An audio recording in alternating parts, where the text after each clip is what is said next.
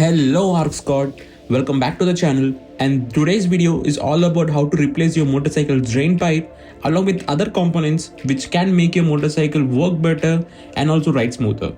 So without wasting much time, let's get started.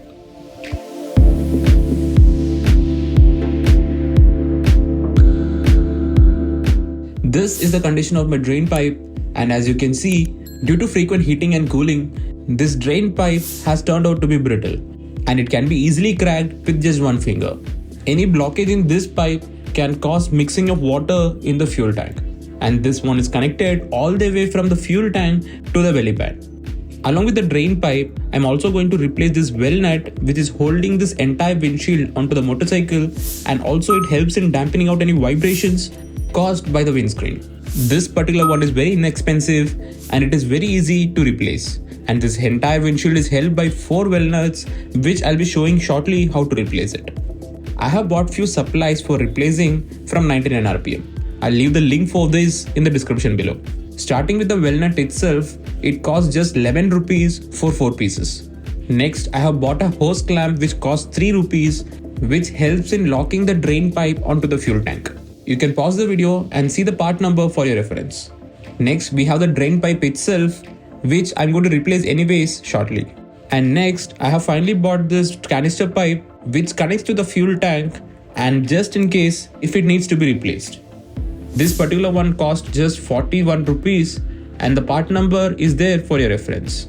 Additionally, I'm also going to replace my stock brake fluid with Liquimoly .4 racing brake fluid. I have been using this brake fluid for a long time in my NS, and now finally when I have Dominar, I thought of using the same to increase my braking performance. And just for your reference, I'm going to use this Stanley 46-piece toolkit which I have been using from very long time for almost all the projects which I'm doing on this channel. I'll leave the link for purchasing this in the description below. Now let's get into the interesting part. Start by removing the rear seat of the Dominar. I have replaced this stock 10mm bolt with this Allen key, so which I have to remove these 2 bolts holding the rider seat. Once both the bolts are removed, remove the rider seat out of the motorcycle. Now the next step is to remove this entire tank panel which is held by 6 bolts across all the sides. Now let's start by removing the bolts from this one. Using a 6mm Allen key, start removing the Allen bolt holding the tank panel. If the washer comes out with the bolt, just insert back onto its rubber grommet. Repeat the same thing on the other side of the tank panel too. Remove the same Allen key bolt which is holding on the left hand side of the motorcycle. Don't forget to remove the bolt on the other side of the panel too. Now finally, remove the same number bolt which is holding the entire panel from the front hand side. The same Allen bolt will be held on the other side of the panel too, which need to be removed. Once all the bolts has been removed from the panels, we are just not yet to open the panel out of the motorcycle. We need to disconnect the secondary meters connection which is hidden inside the side panel. For that, we need to loosen the side panel as shown. Just pull it gently out of the rubber grommet and the side panel will be loosened. Repeat the same process on the front hand side too. Once slightly pulling the side panel, you can see the secondary meters connection which need to be disconnected. Just push this button and gently pull both the sockets out in order to disconnect from the main harness. Once you have decoupled this connector, you are free to remove this entire tank panel out of the motorcycle fuel tank. And this is a dusty fuel tank which we need to again remove from the motorcycle.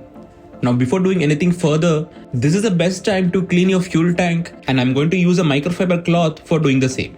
Now let's remove this plastic panel held by this 10mm bolt which is mounted onto the standoff bolt which is of 14mm in size. We need to remove both the 10mm bolt along with this 14mm standoff bolt to remove this front panel, post which we can remove this tank out of the motorcycle.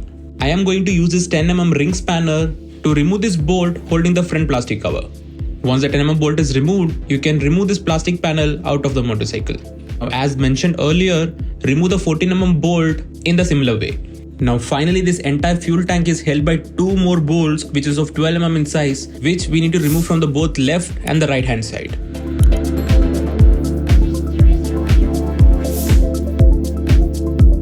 Now gently lift up the motorcycle fuel tank, and the first pipe which we need to disconnect is the canister hose.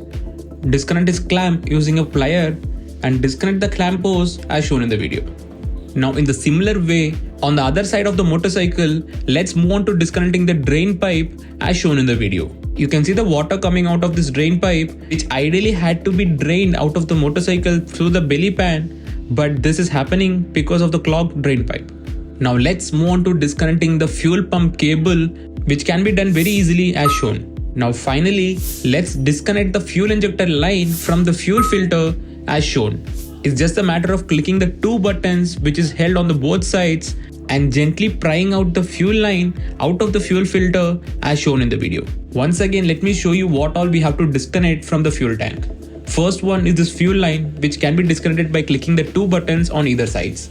Next one is this fuel pump socket, which we need to disconnect. Then this canister hose, which we need to disconnect from the fuel tank, followed by this water drain pipe, which we are going to replace now. Now let's remove this hose clamp which is connected onto the drain pipe.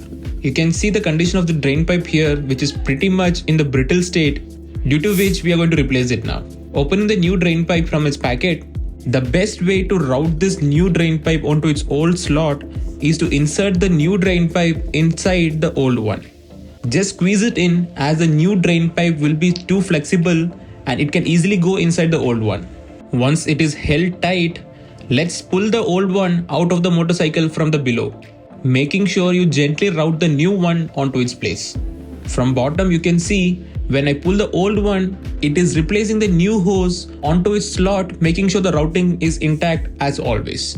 Once you completely get the new one routed, let's disconnect the new hose from the old one. Now let's route the new one onto its slot, which is specifically made to hold this drain pipe. You can see there is a slot made on the belly pan which holds this drain pipe, which ensures partially it is stayed away from the engine heat. Now at the top, you're already aware this entire drain pipe is held by one hose clamp, which anyways we are going to replace with a brand new one.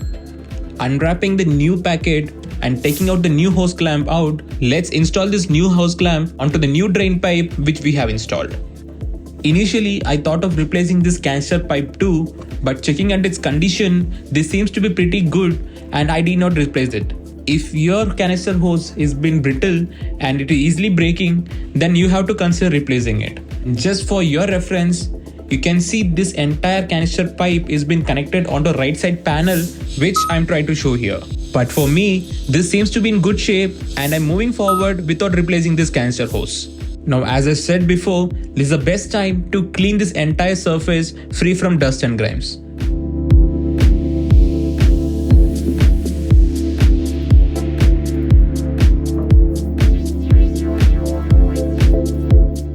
This is how the entire area looks after cleaning it thoroughly.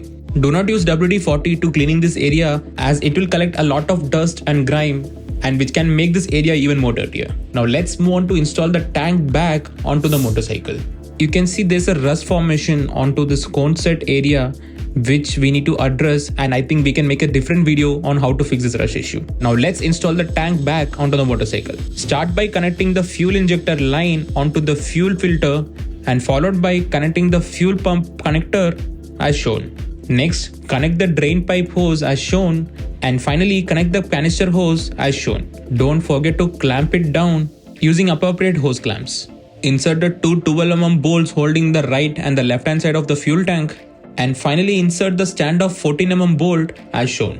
Tighten all the three bolts thoroughly. Once this is done, your fuel tank is mounted successfully onto the motorcycle. Now let's move on to installing the tank panel. Insert the tank panel as shown in the video, and don't forget to connect the secondary meter cable on the left hand side. Reroute the cable and close the side panel by just gently pushing it onto the rubber grommet. Don't forget to install the front plastic panel back and tighten its 10mm bolt.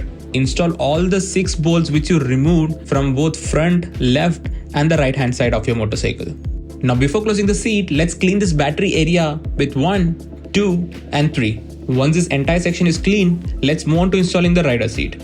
Install the rider seat onto its slot and tighten the 2 Allen bolts which you removed before. In your case, it could be 10mm bolts, which is there as stock motorcycle provides it. And finally, let's install the pillion seat back and lock it in place. Now next, we are going to change the brake fluid of this Dominar. I have made a detailed video on how to do the same, and I have explained step-by-step process how to carefully bleed your brakes on any motorcycle.